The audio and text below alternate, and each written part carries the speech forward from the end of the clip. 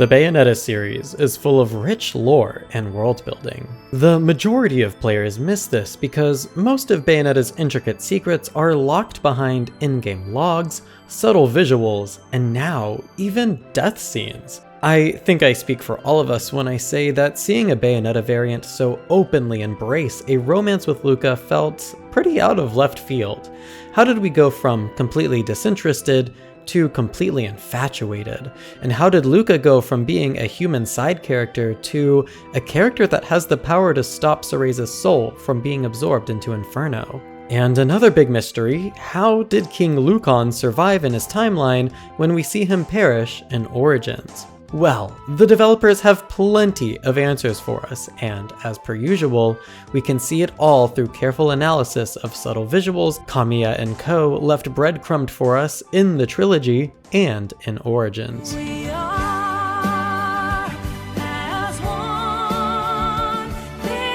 First, let's explain how King Lucan exists in Bayonetta 3. As I mentioned, Lucan perished at the end of Origins thanks to the efforts of Cereza and Cheshire. This would mean he doesn't live to become the king of the faeries, as he's still a prince by the end of this, and a dead one at that.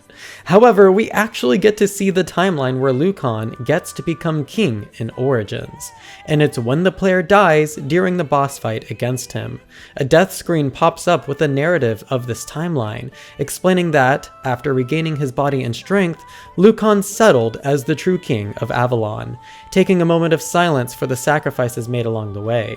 Those sacrifices being Cereza, Cheshire, and every witch Morgana lured into the forest. This timeline's Lucan is the one we see in Bayonetta 3. We can even see in the Origins death scene that he looks just like he does in 3. Now, Bayonetta Origins is the origin story for all the Bayonetta variants closest to the main timeline. In Marvel terms, this would be the equivalent of the Sacred Timeline, aka all the timelines that follow a very similar path in the grand scheme of things, with only minor, inconsequential differences setting them apart. When I mention the Sacred Timeline, this would include the Trinity variants from 1 and 2, the Arc Timeline from 3, and any closely related timelines as well, such as the Records of Time and Viola's timeline.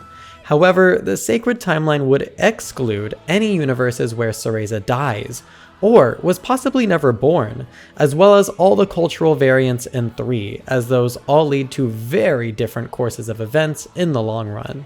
Faeries are also said to only live in a particular segment of the multiverse, and we now know that segment is very closely tied to the Sacred Timeline.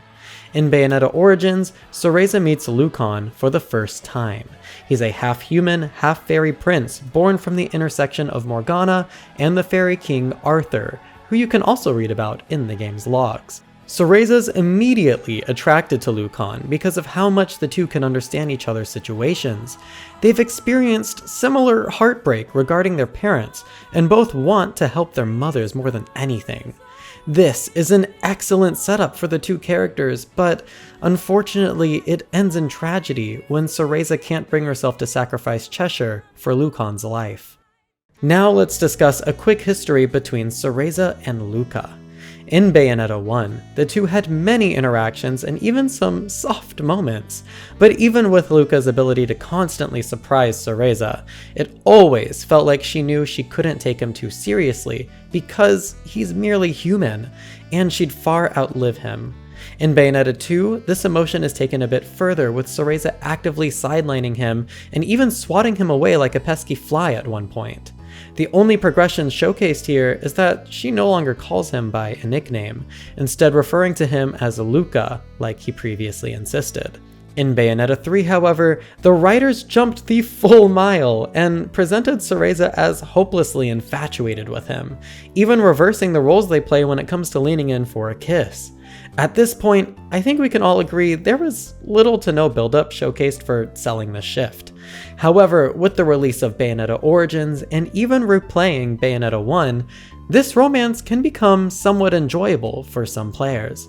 In defense of the Bayo-Luka romance, I do think we can justify Arc Cereza's love for him based on what we saw of her in Bayonetta 1, that being when she was a little girl.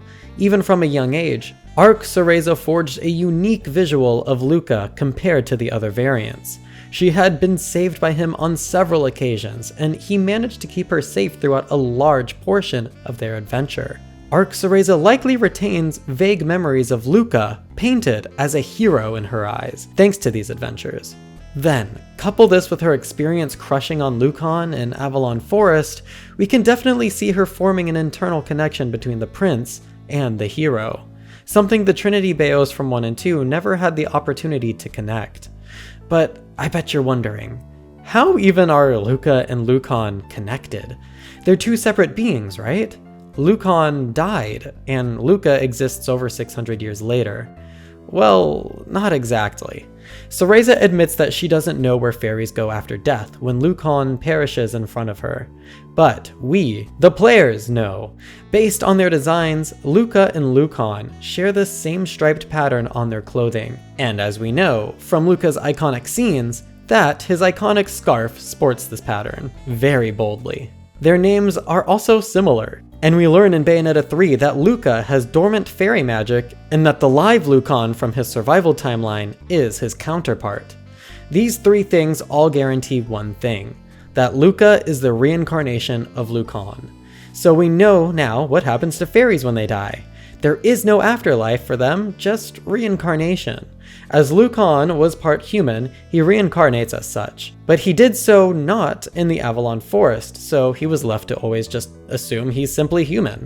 Also, quick fun fact, the face painting that Bayonetta puts on Luka's face in Bayo 1 is actually the same as Amaterasu from Okami, and Amaterasu is a white wolf, which is also what Lucan becomes, and Luka himself also gets a wolf form later on. Fun little Easter egg.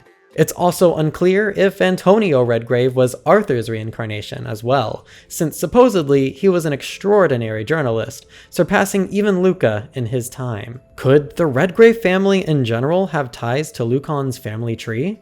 Regardless, this is all set up for Arc Cereza's final moments. After she sacrifices herself to defeat Singularity, Luka embraces her, and as she gets dragged down to hell, he glows a familiar blue light while going down with her, even though he's still alive. We've seen this blue light several times before, but most importantly is when we see it used by Luka to open an interdimensional portal to hop timelines.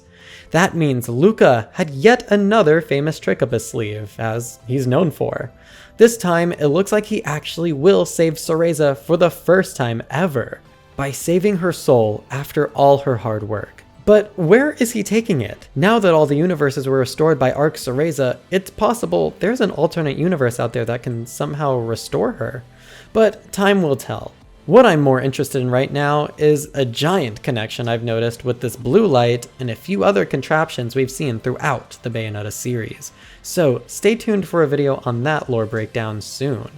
In the meantime, catch up with my video here on how Jeanne managed to help stop the end of the multiverse with her actions during Bayonetta Origins' secret chapter. It's some really awesome news.